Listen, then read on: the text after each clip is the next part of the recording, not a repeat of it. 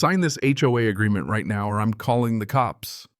That's what the neighborhood Karen screamed at us before we'd even unpacked a single box.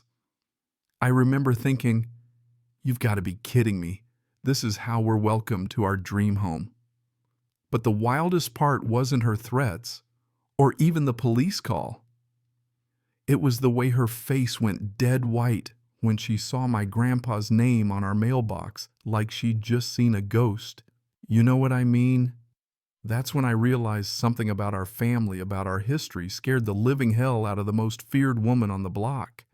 And let me tell you what we found out later. Well, it still sends a chill down my spine.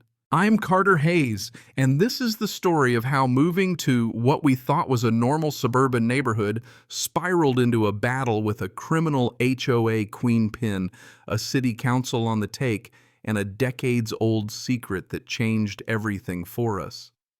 My daughter, Luna, she's 8, bright as a button, was bouncing around the backyard, while my grandpa, General Samuel Donovan, ran the move like a military op, still sharp as a tack at 75. He looked over the property and with that dry wit of his said, "Good defensive position. Clear sight lines, multiple exits." I laughed, clueless just how right he'd turn out to be. That's when Vivian Sterling showed up like she'd been waiting in the shadows for her cue. Clipboard blazer, the world's fakest politician's smile. "Welcome to the neighborhood," she announced, though she could have just as easily said, "Prepare to be miserable." She handed over this stack of compliance papers, rattling off rules and fines so fast my engineering brain could barely keep up. I tried to keep it polite. "I've read the HOA stuff. My deed says membership's voluntary." She shot back, "Oh, you must have outdated documents. The original rules override all that." The smile never reached her eyes. But here's where it gets wild. Grandpa froze in the doorway, eyeing her the way he used to survey hostile territory, 30 years of command in every muscle. Vivian, meanwhile, locked in on him too and muttered, "Donovan." Why does that sound familiar under her breath, just loud enough for me to catch it? When I said I wouldn't sign anything until my lawyer looked at it, her mask slipped. Suddenly, neighbors I'd never even met were popping out, Mrs. Patterson yelling about our moving truck, Mr. Rodriguez claiming I'd threatened him like some HOA flash mob had been rehearsing backstage. And then the grand finale, Vivian calling 911, shouting about trespassing and aggressive behavior. The cop who showed up, Officer Martinez, looked bored as hell, took some statements, found nothing wrong, and left. But not before Grandpa noticed some stocky guy across the street snapping pictures like a PI on a payroll. "Interesting," Grandpa muttered, "and if you know the man, you know that means he's about to unravel a whole conspiracy." Before Vivian stomped off, she dropped one of her official notices. Grandpa picked it up, squinted at the typos and the janky notary stamp, and just shook his head. "Fake seal. Amateur hour. This isn't just a nosy neighbor. This is organized fraud." You could tell the old soldier was itching for a fight, just not the kind he expected to find in a cul-de-sac. Now let me back up a sec. Detective Alex Rodriguez, yeah, the same guy. The neighbor accused me to pull me aside as things calmed down. "She's got a pattern," he said, flipping open a folder fat with complaints. 4 families all pushed out after she ran the same scam. And now with us, she'd picked a family she really shouldn't have. Next morning, the real psychological warfare began. Luna's outside playing hopscotch when Vivian, heels clicking clipboard at the ready, marches over, not alone this time, but with a squat, official-looking guy with a measuring tape. She's all fake sweetness, warning Luna that kids aren't allowed outside without an adult, and then hands her a citation for $200 and says the next violation gets child services involved. You can imagine the look on my daughter's face. She ran for Grandpa, sobbing that the mean people are going to take me away. Grandpa gathered Luna up, voice like steel wrapped in velvet. "Nobody's taking you anywhere." But I could see the gears turning. That afternoon, he and I spread out maps and started pinning down every house Vivian had inspected, every family who'd sold low. We dug into the HOA dissolved in 2020 for fraud. That badge-carrying goon Marcus Webb, a disgraced notary.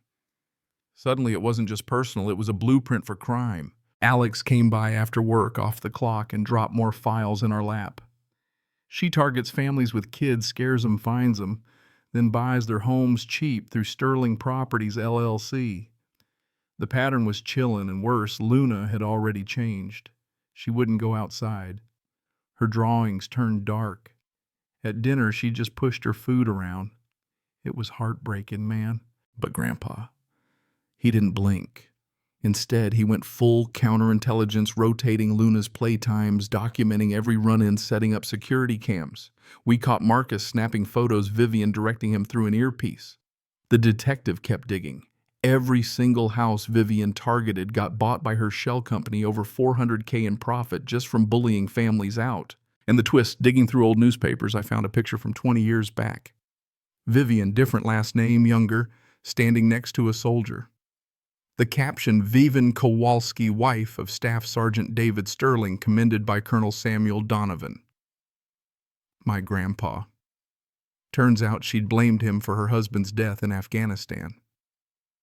Her whole crusade was revenge, and now it was being funded with stolen homes. When Grandpa realized, his face went ashen.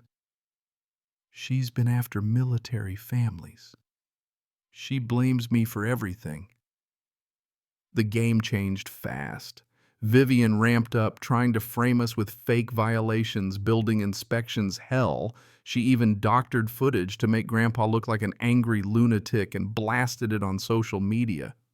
But that only made him double down. He reached out to his old military buddies, started sharing our story. The veteran network circled the wagons. Suddenly, neighbors who'd bought the hype started questioning things. A few came forward saying they'd been victims too. And Vivian, she panicked. She started leaning on her connections. Councilman Trevor Ashford, who'd been voting pro-HOA for months, started pushing for emergency ordinances that would force everyone to join. Bank records, yeah, we saw them, showed money flowing from Sterling Properties to Trevor's campaign. Classic corruption. Then came her last-ditch play, an anonymous call offering to make our problems go away for $5,000 cash midnight at Memorial Park.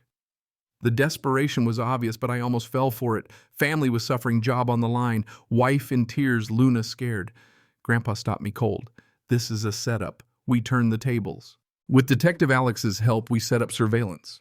Sure enough, Marcus was waiting with cameras ready to catch me bribing someone on tape blackmail material, but instead the police caught Vivian and Marcus red-handed with wiretapped evidence of them directing the whole scam. That was the crack that busted everything open. The federal charges hit like a freight train: mail fraud, wire fraud, conspiracy. Vivian went down for 7 years, assets seized, Marcus got 3, and the councilman's political career went up in smoke. The whole community turned out for the final showdown. Grandpa, in his full dress uniform, reading aloud the letter from Staff Sergeant Sterling that had warned about Vivian's schemes years before he died. You could hear a pin drop. Every neighbor who'd suffered under her reign of terror stood up and told their story. And Luna, she got her childhood back. My wife forgave me for putting us through hell, though she admitted she'd nearly given up. The city made me president of the new Honest HOA. We started the Tommy Sterling Memorial Fund, built a community where military families could heal and where folks looked out for each other. Luna, now a teen, helps other kids deal with neighborhood bullies. Grandpa, even at 80, is our unofficial protector. His lesson: evil wins when good people do nothing. But here's the thing.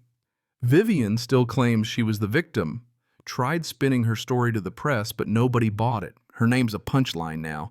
The property auctions paid back every family she scammed. And the day we hung Tommy's bronze star in the community center, Grandpa stood at his grave, saluted, and said, "Mission accomplished, brother." So let me leave you with this. Don't ever let yourself be bullied, no matter how lonely it feels. When you stand up for what's right, you're never really alone. Maybe you've dealt with an HOA nightmare or a neighbor from hell. Maybe you've got a vet in your family who saved you from something worse. Drop your story in the comments. Let's talk about what justice really looks like, because the fight's not over until the truth wins.